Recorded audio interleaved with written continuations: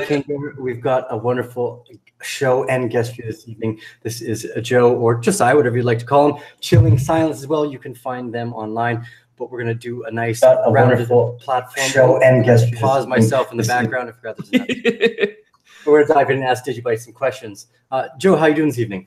Yeah, fantastic. It's actually 3 in the afternoon here in lovely New Zealand. Nice and sunny outside. Just been out for a quick drive, playing a little bit of Pokemon even, and psyched for the interview, man. Yeah, and thank you so much for having us on the show. Oh, it's my pleasure. I was really excited. You and I have been chatting back and forth, trying to hash this out for the last month or two. So it just finally being able to book something on the calendar. I know how to use Google. I feel like an old man now.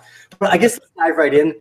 For those people that don't know Digibyte all that well, can you give us a little bit of the background of I guess where Jared kind of started the company and how you guys got to where you are today? Yeah, so originally we were founded back in 2014. So Jared started Digibyte as a decentralized blockchain with a focus specifically on cybersecurity. So we've now been operating coming up for 5 years, and we're one of the, I suppose we're probably one of the oldest at this stage in the space. We're one of the, so our claim to fame is that we are the longest, the fastest, the most secure, most decentralized blockchain. So when you add all those together, we've got a pretty good thing going on. Brilliant. So what type of blockchain is Digibyte written on? I guess that's let's get some of the underlying technical questions out of the way. What really differentiates, say, Digibyte from something like Litecoin? Yeah, so to be honest, we actually started off based on the Litecoin code base. So we forked the code, started with our own Genesis block, 100% independent blockchain. But from there, we've subsequently changed, and now we are using like 5 different mining algorithms. We're more closely aligned, I suppose, with the actual Bitcoin code base. We quite regularly keep up to date, and even we've got some features that they're bringing out in the next Bitcoin release. And Litecoin doesn't like to keep up, I suppose, so much, but we can't bag on them too much because they're basically like the father of Digibyte in that respect. We borrowed their code to begin with, so yeah. So we are a UTXO blockchain, just like Bitcoin, Litecoin, Vertcoin, a couple of others. Yeah, 5 years now almost. Very stable technology. Obviously, we see, I think, a lot of the store value, from my perception, comes from the length of that transaction chain as well. Every transaction that's made, in making it consistently harder as the hash rate proceeds. So what type of, I know back in the day, I guess this is kind of an abstract question, but what kind of rig does it take to actually mine Digibyte these days? So because we've got 5 different mining algorithms, one of them is still GPU accessible at the moment. That's the Skeen algorithm. It's actually really interesting because you can also mine Skeen with certain ASICs, but they don't have a big advantage, I suppose. So you can mine it realistically still on anything like a GTX 1060. People have GTX 970s that are still fine. You're not going to make yourself a buttload of money overnight. Like I remember for a little while, the 1060s that I had were making like $3.50 a day worth of Digibyte. And that was great because that ended up paying for my wedding and my honeymoon. I did mining basically for quite a while. So yeah, it was cool. It's awesome. And it's still, that's what's contributed so much to the decentralized nature, is that because you can fire it up on your PC and start mining, that's great. You can get a lot of people mining, and so the distribution of the mining it's actually really funny. So I had a look at the comparison. So there's Bitcoin, Litecoin, and Digibyte, and I compared us. Bitcoin, I think, had in the last 1,000 blocks there was like 20 different miners that had mined a block. Litecoin had like 15 miners that had found a block in the last 1,000 blocks, whereas Digibyte had like 74 when I looked yesterday. So the distribution as a result of our 5 mining algorithms is so good. But at the same time, we still get that ASIC security. Yeah, it's really cool. Yeah, the reason I asked that is just I remember when I first bought Bitcoin, there's kind of a nostalgia to at least try mining. And with tokens like this, I just thought it would be a fun question to pop out there. What kind of gear is actually needed to see, a few Digibyte come in. Because I remember back in the day, it's just something nostalgic to try.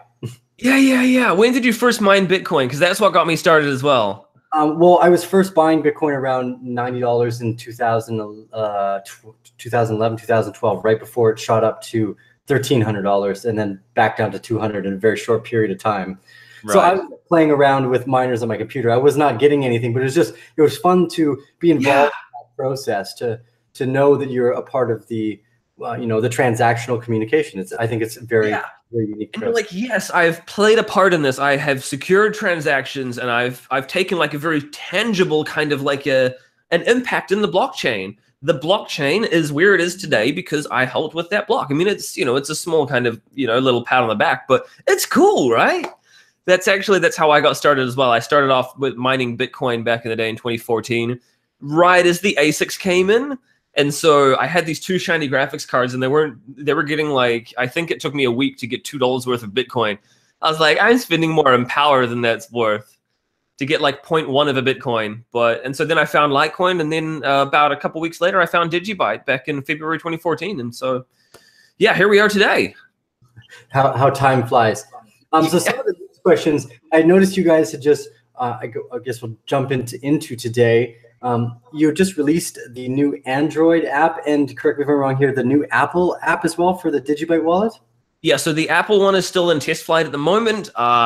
We've got, basically that's kind of like all hands on deck at the moment, are working to get the iOS one finished off. So we were going to release it, but then we've gone through our recent kind of community interface. We ran like a contest and the likes. And so we're resubmitting it to Apple with this new interface. So it's out. It's final release for Android. I mean, I say final release, but it's actually our initial release, and it's going to grow and it's going to evolve so fast. But yeah, that's come out, and both of them are going to have support for over 50 languages, complete end-to-end, 50 languages on launch. So we think that's something to be really proud of as well. Our translations team have worked so insanely hard. I know we've got a guy who calls himself Two-Face. We've got Glenn, and they've been incredible with these translations and getting them all teed up and everything. So 50 plus languages, native support. It's amazing. It's so good. Yeah, it's important to be able to take on many demographics, but at that same time keep the graphical interface really simple. I think a lot of companies have stumbled in that process, and building a way to actually access your client or your contact list and be able to send addresses back and forth is really nice. So we've just downloaded the Digibyte app. It looks really nice as well. Check it out on Android.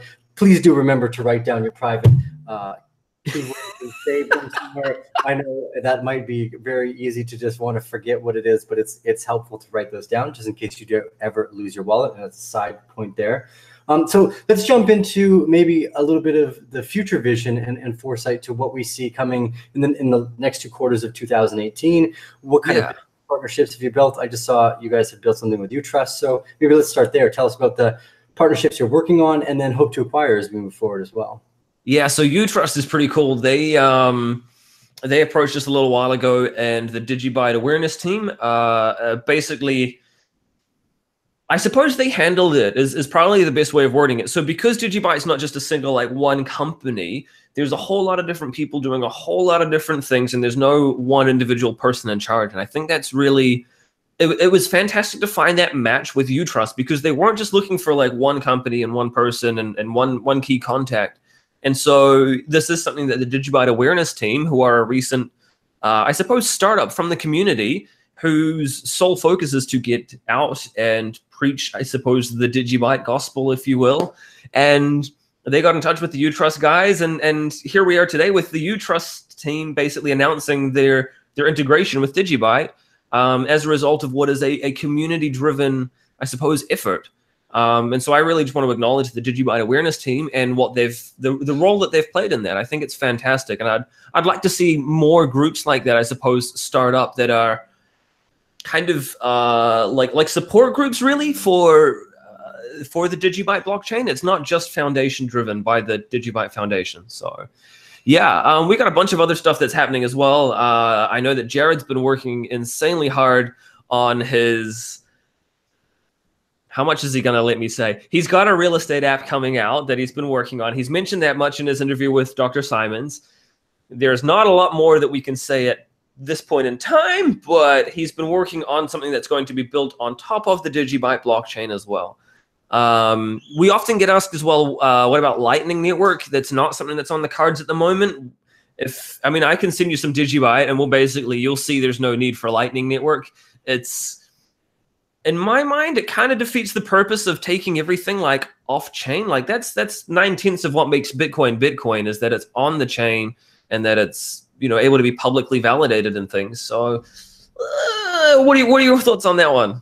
Well, you know, there's some really interesting sentiment here. I absolutely agree with you. From peer to peer, it doesn't make sense for the Lightning Network to exist. But on an enterprise level, the Lightning Network can start to make sense more for companies per se, like Coinbase and Gemini, who are doing basically what you would consider interbank lending to some degree, where they could make swaps between companies in large scale without actually having to incur the transfer fees. So I could see Lightning Network working for an enterprise level, but at the common person level, I can still go buy a truck if someone's willing to accept Digibyte for that truck, and the time that it takes and saves, even if it took a day and cost $10, that's so much better than the banking system that I would hands down use it every time. Like anyone who's ever operated as an international business knows that you can't send wires on the weekends, and you're spending at least $30 to $50 per wire transfer, and that's really expensive, and that takes a lot of time. So these old systems are outdated. The fact that we have something that can take hours and cost pennies is like everyone should just be like extremely excited that we are building an ecosystem that's functioning. Yeah. And so it's really interesting. So I mean, you mentioned $10, right? So the most expensive the most expensive Digibyte, whoops, my bad. The most expensive Digibyte transaction I've ever sent cost me 0.01 of a US cent. The most expensive one I've ever sent. And that was because I had a ton of inputs that I was sending. An average transaction will cost you 1/1000th of a cent. So like because I did a whole lot of research basically into Venezuela, and they survive on like 4 cents a day or something on average. And so when we were comparing ourselves and we're looking at things like, say, Litecoin or Dash, and even though their average transaction fee might only be like 30 cents, if you're only earning 4 cents like in a day or whatever it is, you know, that's not really going to work out too well for you. So to be able to basically send a transaction for 1/1000th of a cent, I think that's fantastic. And especially if we do send it and it's instant. Do you want to send me your address? We can try something live. No, I think that's a great idea. It's interesting too, because I ended up getting a conversation with Craig Wright on Twitter before he ended up blocking me about this. But he was trying to convey the idea that Bcash was a money or a currency, and I said that it didn't really matter what these currencies were, that more importantly they were brands, and that in the decentralized world that your brand is essentially your community, and if you don't have that backing, you don't have that acceptance. The community are the people that want to go out of their way to accept it. You know, they're the people that make the first like transactions on the chain for actual product or something. We're like, oh, I'm going to buy a pizza, like, you know, back in the Bitcoin days. Oh no, I'll be the person that accepts that, and that's really what the communities, I think, is extremely important, and a lot of people misunderstand, is that you're building a brand. I mean, if you're using technology as the underlying communication of that value, but I think importantly, you're building trust about your brand and what that brand can build. So, you know, being able to integrate something like Digibyte into, like you're saying, people's lives in Venezuela, these are life-changing technologies. Those brands can spread like rapid fire, especially if you go through you know, advanced strategies into marketing and how you really enter I guess the environment, because there's a lot of adoption that can take place in places like Africa or Venezuela, where it's more beneficial for the people. Maybe it's not as much money moving into the system as large-scale institutional investors, but I think from the bottom of the hearts of people that are invested in decentralization to begin with, we're really interested in seeing the functioning models of how this can help everyone. And you're changing lives. Like, that's the thing, is this is literally life-changing technology. Like, I mean, I'm not going to go all Roger Ver and say that babies are dying because Digibyte's not in Venezuela, but my goodness, that was a great line of his, though.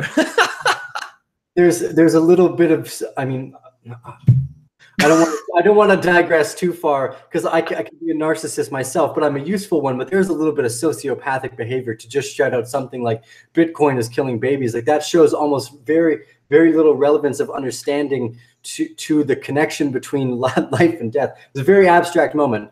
That I've watched that a few times and I couldn't make much sense of it. It was a great soundbite, though. We got to hand it to him. It was a great soundbite. So it's yeah, but I mean, like, that's the thing. So if we're able to be over there, because I know that Dash has been doing some stuff. So to give you a bit of, how much do you know about what we originally did? So we've been trying to work with Venezuela now for several months. Do you know much about the kind of the history there? I had seen one or two little snippets, but the last few months we've been really busy on our side. Yeah. So let's remind everyone and myself in that process to begin with. Yeah, cool. So what started out back in the day was a community member came to me and they basically said, hey, I think you should get in touch with David. Hey, he's doing some stuff in Venezuela. And I was kind of going, yeah, I mean, because I get a bunch of people contacting me saying, you need to contact these people and give these guys a ring and stuff. And so I take everything with a grain of salt.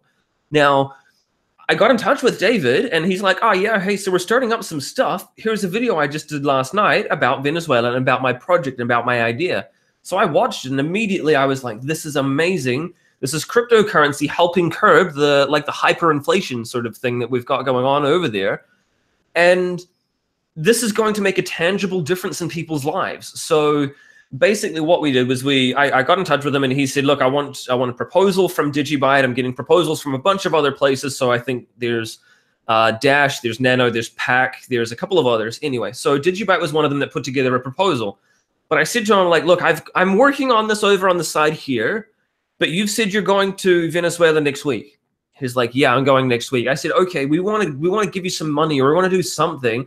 We want to help people on the ground. Like, let's not wait for a year down the track. Let's do something now. And so he was like, okay, but what do you want me to do with it? I said, I don't care what you do with the money that we give to you. We're gonna, we'll crowdsource, we'll fundraise, a few $1,000s. We won't make a great big hurrah about it. We didn't back then, at least, because we didn't want him to be seen to be playing favorites with anything in terms of, we didn't want people to think we're trying to buy our way in there to be used as the project's blockchain. So we did it really low key. Back then, obviously, we're making a song and dance about it a little now. And we basically, we said, look, I think we gave him like $5,000 or something. We said, here's the money. We want you to basically just give it to whoever needs it the most. When you're there, it doesn't matter if you just give it all to one guy who's sitting on the side of the road. You do whatever you think is best. And so he did. So he donated 1,000 bottles of water to the Red Cross that people were basically able to receive when they were trying to cross the border to Colombia. And an orphanage of, I think it was 160 children. Basically, we gave them enough food for a whole entire month. So that was how we started off. And then after we got our submission in, and a month down the line, I basically put a task, I suppose, out there. And I said to the other blockchains that have been making these submissions, like Packcoin and Dash and Nano, and I said, hey guys, let's help people. Like, this is great that we're all writing these submissions and you've got your white papers and things, but that's not what crypto is supposed to be. It's not just white papers. Let's actually get out there and let's help people. Let's do something. And so I would encourage you and your communities to also fundraise. And so it's been really cool because now we're seeing, I think it was in the news earlier this week, Nano have started to do something similar. Dash have also been doing something similar. And it's really cool to just actually be helping people on the ground with cryptocurrency. I think that's what it's all about. Yeah, absolutely. I think there's a very key indicator in that too. I think that aside from trying not to get myself in any debate about gender-specific roles and identities in the population right now, I think a large indicator of us moving towards mass adoption has been the entry of the feminine into this space. And I think that a lot of evidence shows that the more social impact causes that we can connect this technology to, the more likely that we'll have that support of other 50% of the, we've been mostly a male-dominated area and industry to begin with. And once you have that counterparty show up, that's when we start to get into the 2% adoption rates, where we really start to take off into a global adoption. Yeah.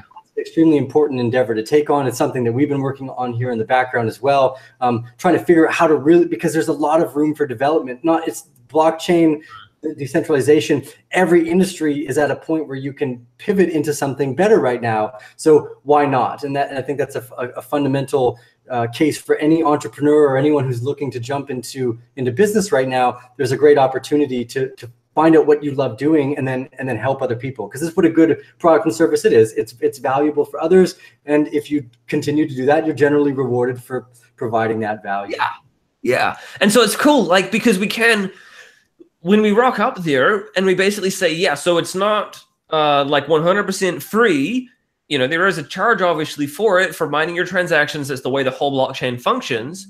But if you're able to do 1,000 transactions for 1 cent, or even let's be really, really conservative. Let's say you can do 100 transactions for 1 cent, right? That's great. If you're somewhere where you're only earning like several cents per day, like it's amazing. It really is. Well, we see that there's the majority of the world's population still doesn't have a bank account. They can't access this type of thing for many reasons, obviously, as well. Identification, the cost that it keeps to keep a bank account up and running, the cost of keeping fiat money up and running itself is obviously an extremely degradative state. You know, claiming 2% per year over 50 years is 100% of. Again, I don't want to digress too far into other sentiments, but the old system is extremely degradative on people that don't have the ability to communicate or transact those values. So this technology is really an egalitarian entry into the financial system, and we've.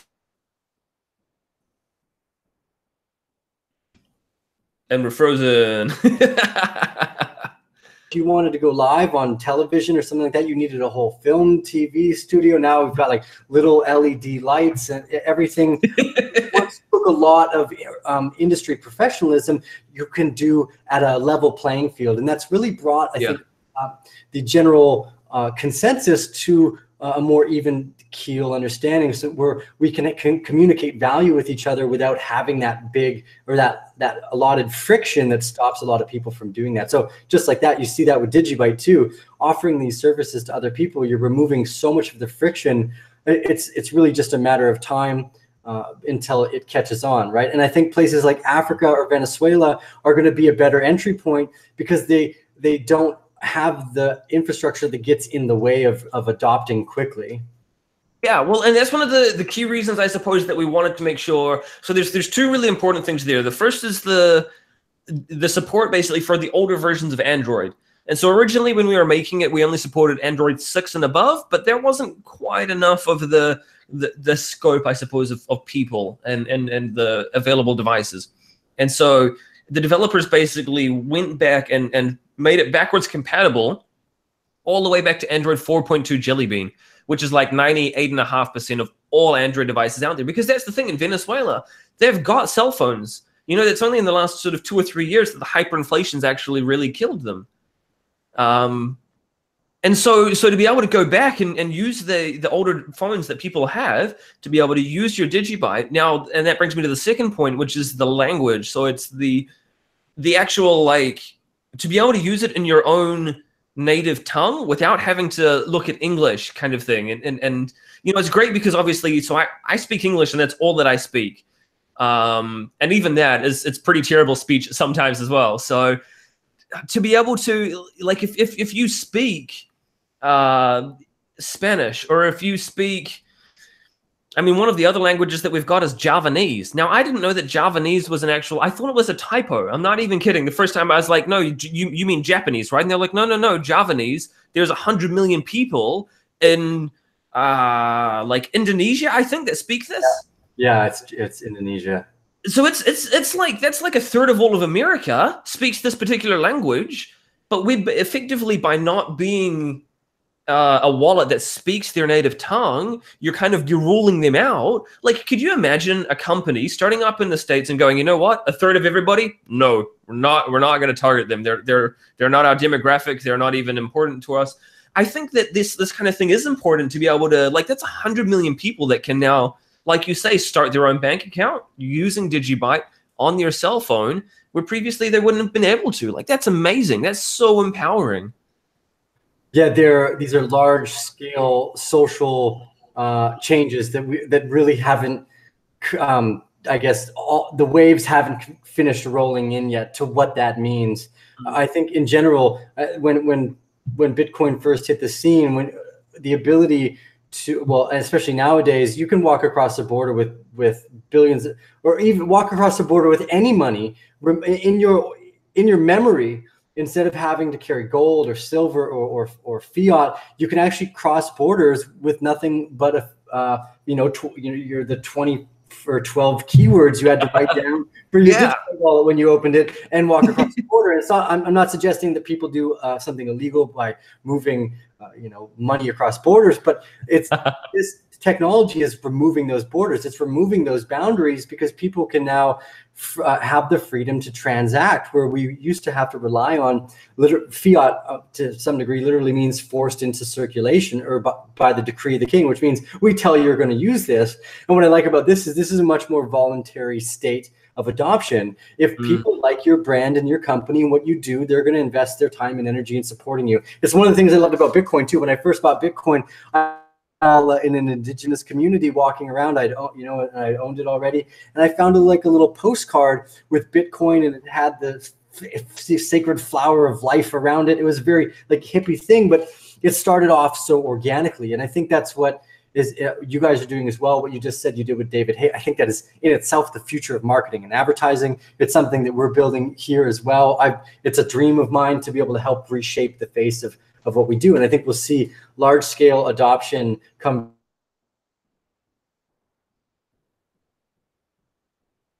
And we're frozen. More emotional aspects of what we can build. And you see a very, very quick dissemination of this idea into the rest of the globe. Yeah. Yeah. It's a brave new world out there, man. It really is. So I guess I don't want to go too abstract and dreamy with the idea, but let's get a few more questions off the top here. Yeah, cool. With Digibyte, do you guys have any other future partnerships? I saw some. I guess we could do. We could actually do group questions now. We could take some questions from the audience. I could jump over to the other screen. I did see someone say, when Binance, when Moon. It's a pretty common question, I think, in the crypto sphere. Let's see. Can Digibyte scale properly? As far as I can tell, that's an absolute yes. These types of systems have. Tell us about that. Yeah, so that's a really good question, and it's something that I actually started looking into a lot myself. I've gone and put a Medium article together. I can probably grab this and we'll pop it into the live chat as well. Now, the article basically talks specifically about Kugata and about limitations for not just Digibyte, but for other blockchains. So what would happen if we went into Venezuela and let's presume overnight mass adoption happens tomorrow. What happens if all of Kugata starts using Digibyte? What happens? Does it fall over? Well, for some of the other blockchains, yeah, it actually does. They'll fall over and basically just jam up. Hang on, give me 1 second. Yeah. So on this, I basically talk about the scaling. So every 2 years, our block size doubles. We're going to scale up to 280,000 transactions per second. So I've also done the math myself, and I'm basically personally said, I think until the year 2030, at home, current internet connection, current storage, presuming worst case scenarios, I'm fine with what I've got until 2030. It's over a decade away to, for starters, but technology is constantly improving. And so people are always going, big blocks are bad. Well, no one cared about Litecoin, right? Having the 2 meg blocks every 2.5 minutes. Everyone's like, yeah, Litecoin's great. I think we can pretty much all agree, yeah, Litecoin's doing great. But then when we say to them, no, we're doing those same, bigger blocks, but we're doing it at 15 seconds, they're like, whoa, no, you can't do that. Well, why not? We're doing it. We're making it happen. It's already been proven. We've done stress tests and things, and it works fantastically. Hang on, I'll bring this up here, and I'll paste this into the... Well, there's a good point to be made there as well, that, for instance, around the world globally right now, there is no one particular currency or even an accepted form of money or transaction. In Africa, they're using M-Pesa, which is nothing but mobile minutes, right? So we see that adoption is really the choice of the people of what they want to use in some of these like in the identification of what's money. So it's extremely important to remember that the transactional currency, there could be tons of brands out there. Like how many different pairs of sunglasses or cars can you go buy? And those are individual niches. This is the niche of currency or money. You could have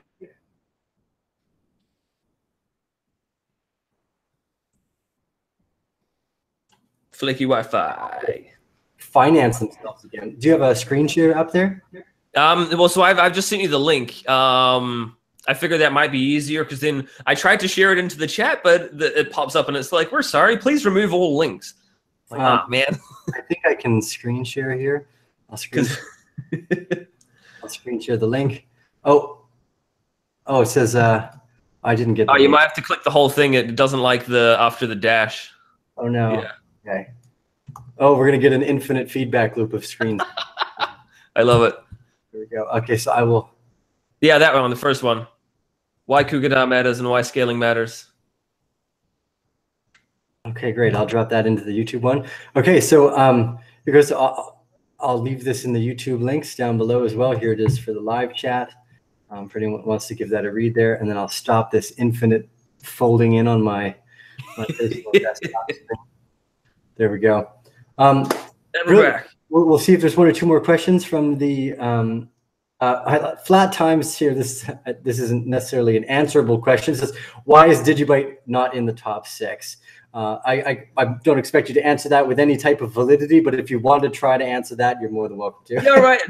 No, to be honest, so yeah, I can definitely answer this. And it's actually, so it speaks volumes to why it should be in my eyes, but also into the, I suppose, the purity of the blockchain. And so it's kind of like a little bit of like maybe a badge of honor that we like to wear. And basically there is no one single company that is pushing Digibyte. There's no one single person who makes all the decisions and is the alpha and the omega and does everything. So because we are so decentralized, we've not specifically had a focused marketing basically until the foundation was formed towards the end of last year. And even now so as well, with the Digibyte awareness team, that's why we haven't had any big push there. So the general motto has been, let's let the tech speak for itself. But it's also, by the same time, it's been very difficult to get the word out. So that's, yeah, as far as I'm concerned, that's basically why, because we haven't marketed it. We haven't gone out and we haven't pushed it. We haven't shilled it to every Tom, Dick, and Harry out there. And, you know, we've been letting the tech speak.